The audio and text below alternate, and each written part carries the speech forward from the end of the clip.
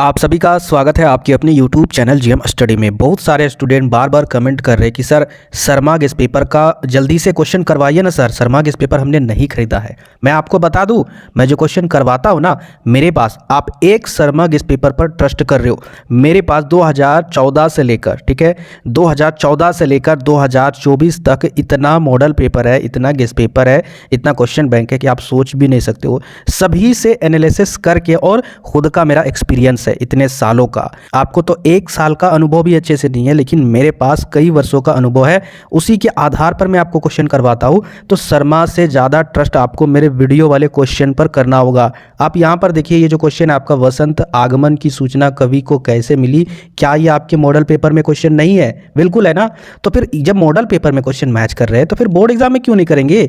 जैसे मैं क्वेश्चन करवाता हूं ना वीडियो में, आपसे हाथ जोड़कर रिक्वेस्ट है, वैसे वैसे क्वेश्चन कीजिए। वर्मा शर्मा क्या गेस पेपर है क्या नहीं है, वो मैं क्वेश्चन को सेट करूंगा और आपको क्वेश्चन दूंगा। आपको मेहनत करना है और सिलेबस के सारे वीवीआई क्वेश्चन को कंप्लीट करना है। ज़्यादा आप टेंशन मत लीजिए, स्ट्रेस मत लीजिए कि हाँ जो मैं क्वेश्चन करवा रहा हूँ वो नहीं आएंगे, सिर्फ शर्मा से आएंगे। आप भरोसा रखिए, एग्जामिनर हॉल में बैठोगे ना, आपके चेहरे में मुस्कुराहट होगी, स्माइल होगी। याद रखिएगा, आपके चेहरे में स्माइल होगी, आप बेफिक्र रहिए। तो चलिए आज के वीडियो में हम लोग वसंत के आगमन से रिलेटेड तो सारा सारांश और उसका जितना भी एमसीक्यू क्वेश्चन और गद्यांश वाले जो क्वेश्चन पूछे जाने वाले थे वो पिछले वीडियो में हमने कंप्लीट कर दिया है। आज के वीडियो में जो आपका 2 नंबर में या फिर 3 नंबर में सब्जेक्टिव क्वेश्चन पूछा जाएगा वो इसी 5 क्वेश्चन के अंडर में पूछा जाएगा। ठीक है, 5 से 4 क्वेश्चन के अंडर में, इससे ज़्यादा लतीफ़ा क्वेश्चन नहीं डाला जाता है। तो चलिए देखते हैं क्वेश्चन क्या है आपका। और हाँ, पिछले वीडियो को नहीं देखे हो तो पहले उस वीडियो को देख लीजिए, तभी इस वीडियो को देखिएगा, क्योंकि जब तक आप इस कविता के सारांश को नहीं समझोगे तब तक आप क्वेश्चन के आंसर को भी नहीं समझोगे, क्योंकि रटने से कोई फायदा नहीं होता है। मैंने आपको पहले ही बताया है, आपको समझना जरूरी होगा। तो वसंत का आगमन की सूचना कवि को कैसे मिलती है कि वसंत आ गया? तो यहाँ पर देखिए इसका उत्तर क्या आपका। कवि ने देखा कि छायादार वृक्षों पर पंछी कूकने लगी है, पतझड़ का प्रभाव स्पष्ट हुआ, पेड़ के पीपल पत्ते जो थे वो जमीन पर गिरे और उनके चुरमुराए आवाज़ को कवि ने सुना। सुबह की हवा फिरकी की तरह गोल गोल नाचती हुई और कुनकुने पानी में नहाकर खिली सी आकर चली गई। इस तरह कवि ने जाना कि वसंत आया। कहने का तात्पर्य यह है, कवि ने देखा कि छायादार वृक्ष पर जो पंछी है वह कूकने लगी है, साथ ही साथ पतझड़ का भी प्रभाव स्पष्ट हुआ, यानी पतझड़ भी आ चुका था। और पेड़ के जो पत्ते थे, आपको पता है कि जैसे ही वसंत ऋतु आता है पीले होकर वह जमीन में गिर जाते हैं, और जब वह सूख जाते हैं पीले पत्ते, तो उस पर जब कवि पैर रखते हैं तो चुरमुराए जैसे आवाज़ कवि को सुनाई देता है। और सुबह की जो हवा होती है वो फिरकी के जैसा गोल गोल घूमकर नाचती हुई और सुबह में कुनकुने पानी के जैसा नहाकर खिली हुई जैसी आकर हवा जो है वह चली जाती है। तो इस तरह से कवि को यह जानकारी होता है कि हाँ वसंत आ गया है। आगे देखिए नेक्स्ट क्वेश्चन, दूसरा नंबर। वसंत पंचमी आमुक दिन होने का प्रमाण कवि ने क्या बताया और क्यों? मतलब क्वेश्चन आपसे ये पूछ रहा है कि वसंत पंचमी आमुक का मतलब आ गया, ठीक है, वसंत पंचमी का दिन आ गया, या फिर वसंत पंचमी का होने का जो दिन है उसका प्रमाण कवि ने क्या बताया है और क्यों बताया कि हाँ वसंत पंचमी आ चुका है। तो देखिए एक एक पॉइंट पर सारे उत्तर को समझेंगे। पहले पॉइंट पर उत्तर है, वसंत पंचमी के आमुक दिन होने का प्रमाण कवि ने यह बताया कि उन दिन उसके दफ्तर में छुट्टी थी, तभी पता चला कि हाँ वसंत पंचमी आ चुकी है, आमुक दिन हो चुका है। इसका प्रमाण कवि को मिलता है दफ्तर के छुट्टी से। दूसरा पॉइंट, उसके ऐसे बताने का कारण यह है कि आधुनिक जीवन शैली ने मनुष्य को आत्मपरक बना दिया है। मतलब उसके ऐसा बताने का कारण इसलिए है कि आज के टाइम में जो आज की जो जीवन शैली है, वह मनुष्य जो है वो अपने काम में इतना बिजी हो चुका है कि वह आत्मपरक बन गया। आत्मपरक कहने का मतलब है वह खुद के बारे में सोचता है, प्रकृति में क्या हो रहा है क्या नहीं हो रहा है उससे कोई भी मतलब नहीं है। ठीक है, आगे देखिए, उसकी दुनिया घर से दफ्तर और दफ्तर से घर तक में सिमट कर रह गई है। बाहर क्या हो रहा है प्रकृति में उससे कोई भी मतलब नहीं है। प्रकृति से उसका रिश्ता टूट गया है, इसलिए प्रकृति में आए परिवर्तनों से वह अनजान रहता है। प्रकृति का जो रिश्ता है वो बिल्कुल टूट चुका है मनुष्यों का, क्योंकि उनका काम क्या है, घर से दफ्तर और दफ्तर से घर, इसके अलावा कोई भी मतलब नहीं है। इस कारण से उसका रिश्ता प्रकृति से पूरे तरीके से टूट चुका है। प्रकृति में जो भी परिवर्तन होते हैं, ठंडा हो या गर्मी हो और वातावरण में क्या बदलाव हो, उस सभी चीज़ों से, परिस्थितियों से वह अनजान है। इसी कारण कवि ने अपने दफ्तर में होने वाली छुट्टी से ही वसंत पंचमी की प्रामाणिकता को सिद्ध किया, यानी उसको पता चला कि हाँ वसंत पंचमी आ गई है उनके दफ्तर के छुट्टी होने से।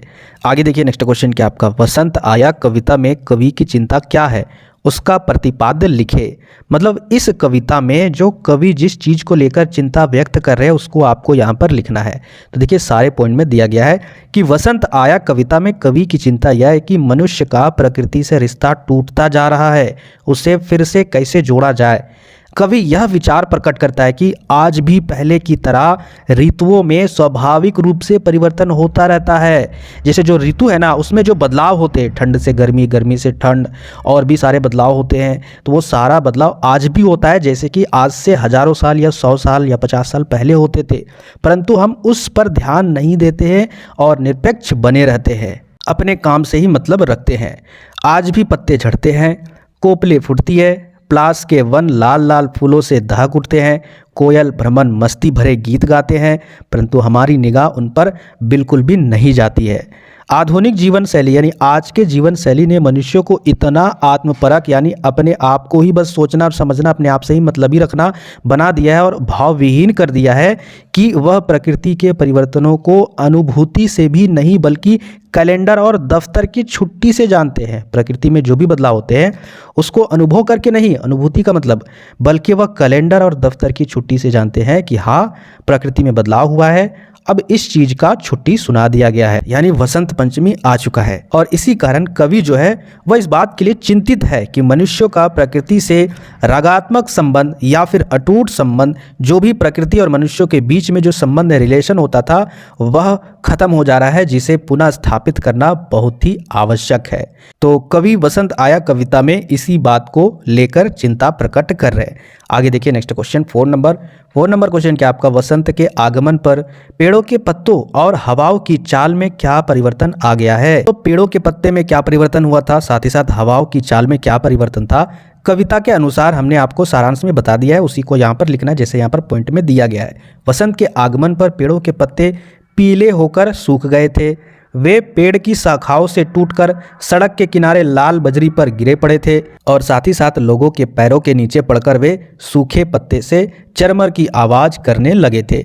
हवा खिली हुई गर्माहट से भरी फिरकी की तरह नाचती हुई चलने लगी थी, जैसे गर्म पानी से नहाकर आई हो। तो यही परिवर्तन हुआ था वसंत के आगमन के समय पेड़ों के पत्ते और हवाओं में।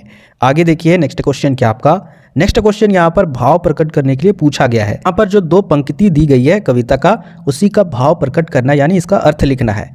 देखिए यहाँ पर, कोई 6 बजे सुबह जैसे गर्म पानी से नहाई हो, खिली हुई हवा आई, फिरकी सी आई, चली गई। अब इसका भाव प्रकट देखिए। सुबह के लगभग 6 बजे कवि सड़क के फुटपाथ पर जा रहा था।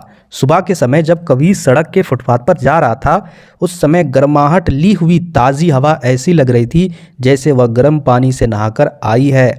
मतलब फुटपाथ में चलते हुए जब उधर से हवा आती है तो कवि के पास जैसे ही हवा आती है, गुजरती है, तो कवि को ऐसा लगता है कि जैसे वह गर्म पानी से नहाकर आई है, ऐसा लगता है। हवा मस्ती में फिरकी की तरह नाचती हुई आई और चली गई, गोल गोल फिरकी की तरह घूमती हुई आई और चली गई। तब कवि को इस बात का एहसास हुआ कि वसंत का आगमन हो चुका है, वसंत आ गया है। यही है आपका इस दोनों पंक्ति का भाव स्पष्ट। तो ये जो क्वेश्चन मैंने आपको बताया, इससे ज़्यादा और इससे टफ क्वेश्चन आपके एग्जाम में 2 नंबर में और 3 नंबर में क्वेश्चन नहीं पूछेंगे। क्यों परेशान हो रहे हो? जितना क्वेश्चन मैं आपको करवा रहा हूँ ना, उतना ही आपको क्वेश्चन करना है। ज़्यादा सोचिएगा तो दिमाग में जो भी क्वेश्चन है उसका भी आंसर सारा खत्म हो जाएगा, इसलिए ज़्यादा स्ट्रेस मत लीजिए, स्मार्टनेस तरीके से पढ़ाई कीजिए और मेहनत कीजिए। मिलते फिर नेक्स्ट वीडियो में।